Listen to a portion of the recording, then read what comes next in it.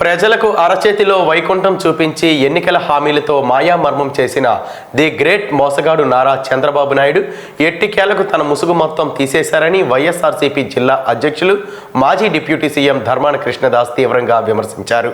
పలాసలో మాజీ మంత్రి సీదిరి అప్పలరాజు టెక్కలి నియోజకవర్గ సమన్వయకర్త పేరాడ తిలక్తో కలిసి ఆయన బుధవారం మాట్లాడారు.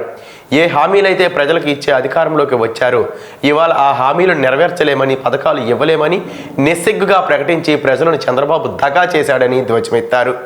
సాక్షాత్తు సచివాలయంలోనే ఈ ప్రకటన చేయడం ఎలాంటి సంకోచం లేకుండా, భయం లేకుండా, వణుకు లేకుండా చంద్రబాబు నాయుడు మార్కు దగా మరోసారి రుజువు చేయడాన్ని ప్రజలంతా గమనిస్తున్నారని పేర్కొన్నారు. మాజీ మంత్రి సీదిరి అప్పలరాజు మాట్లాడుతూ అధికారంలోకి వస్తే చంద్రముఖిని మళ్లీ లేపినట్టేనని, పులి నోట్లో తల పెట్టడమేనని తమ నాయకుడు జగన్మోహన్ రెడ్డి ఎన్నికల సమయంలో చేసిన హెచ్చరికలు మరోసారి నిజమయ్యాయని చెప్పారు.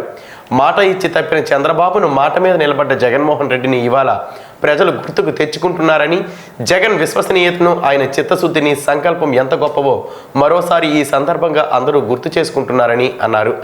ప్రభుత్వం ఏర్పాటై దాదాపు 9 నెలలు కావస్తుందని, ఈ 9 నెలల కాలంలో దాదాపుగా 1.19 లక్షల కోట్లు అప్పులు తీసుకొచ్చారని, మరి ఆ అప్పులతో ఎక్కడ సంపద సృష్టించారు, ఎన్ని ఉద్యోగాలు ఇచ్చారు, మీకు ఆర్థికంగా ఎక్కడ కలిసి వస్తుందో అవి మాత్రమే చేస్తున్నారనేది నిజం కాదా అంటూ ప్రశ్నించారు.